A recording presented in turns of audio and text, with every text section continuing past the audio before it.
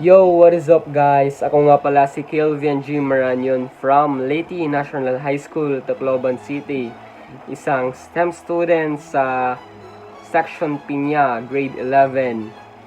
Ito nga pala yung pinakauna kong vlog sa Empowerment Technologies na si teacher ko ay si Sir Lemuel Valley. Kaway-kaway sa mga kaklase ko dyan, tsaka teacher ko. Hello sir!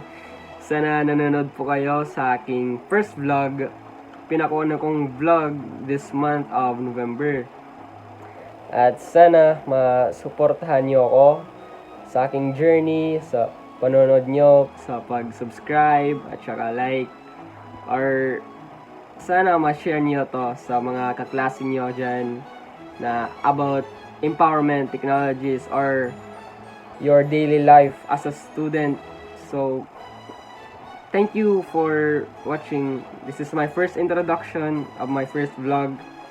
Peace out, everyone.